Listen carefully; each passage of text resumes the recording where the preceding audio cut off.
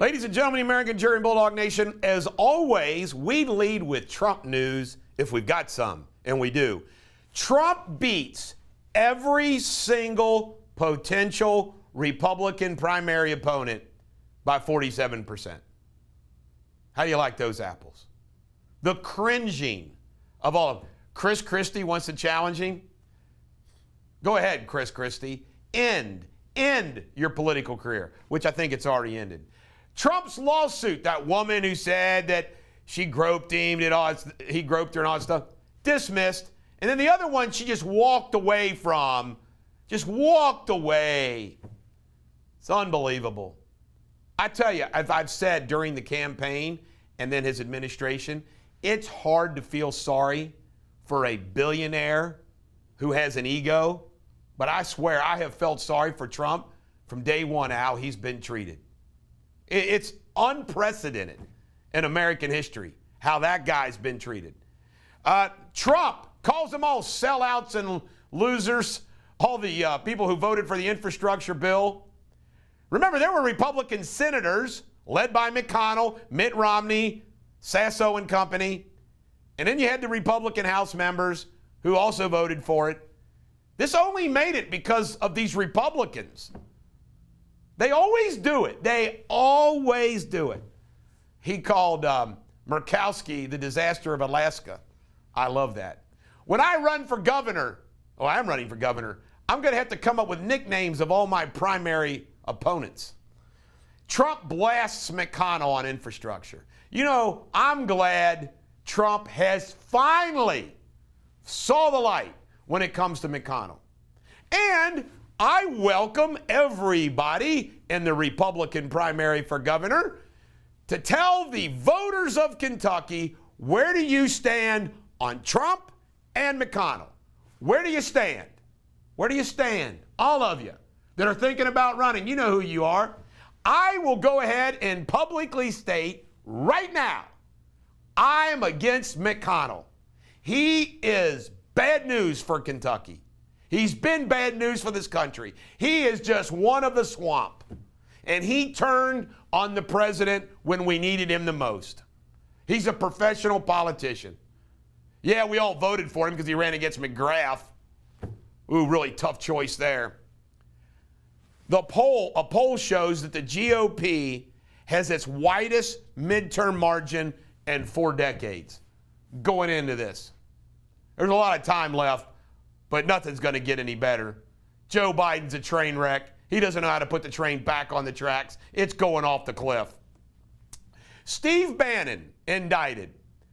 If anybody, some of the media goes, oh, this is going to make them all cave. If you think Steve Bannon is worried about that indictment, you got something else coming. Indicted for contempt of Congress. Huh. Did the U.S. attorney ever do that to Eric Holder? No. And then we have Garlic Marin saying his Justice Department will always blah, blah, blah, blah. Yeah, right. Nobody. You think Stephen Miller? Do you think Huckabee? Do you think McElhaney? Do you think any of these people are going to quote unquote cave? Meadows? None of them are. They're giving the big old middle finger to the biased U.S. Justice Department and Congress. SCHIFF-NO shame. He's still staying with that dossier, no matter what comes out. Schiff. I love Judge Perino called him a sack of Schiff. Oracle status. You've been awarded Oracle status. Oracle status for Judge Perino for coming up with sack of Schiff. All right.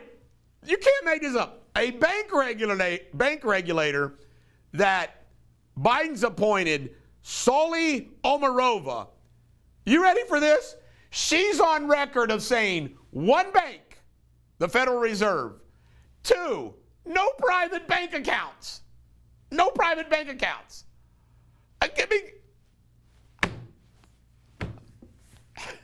MSNBC was mocking. You can't make this up. Mocking truck drivers because they're 55 years old and older, and they're white, and they drive crazy. The backbone to our economy, and she makes it a race issue.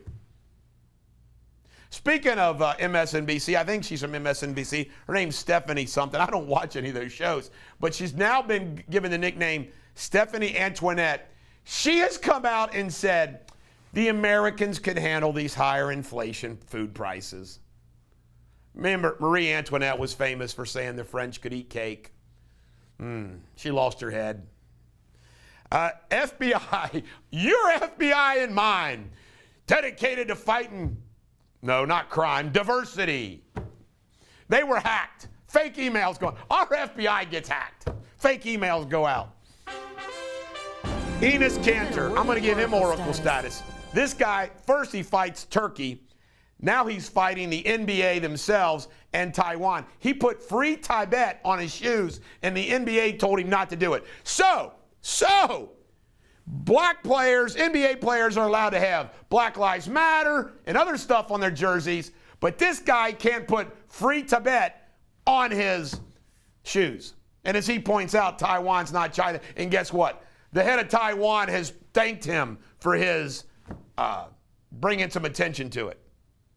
Russia, 100,000 troops at the Ukrainian border.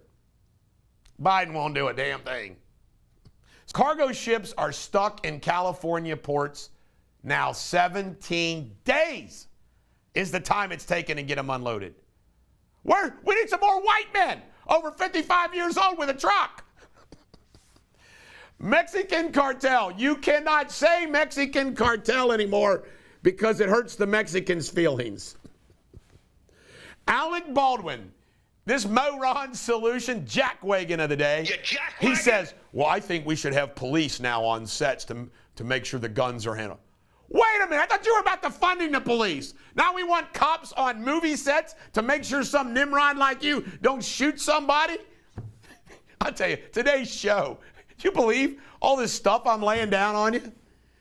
Camilla, the Duchess of Cornwall, Camilla, that's Prince Charles's wife, apparently can't stop talking about the long fart that Joe Biden did during his visit. Joe Biden, man. What a walking embarrassment. Oh, my God. Last but not least, Duke Energy. You know, heating bills go up. Front page of the Inquirer. A couple of days ago, they said, here are some tips to keep your heating bills down.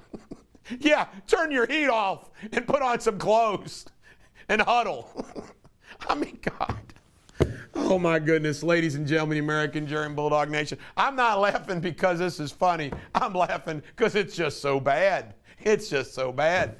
This is the Bulldog. Every dog has their day. Bulldog for governor.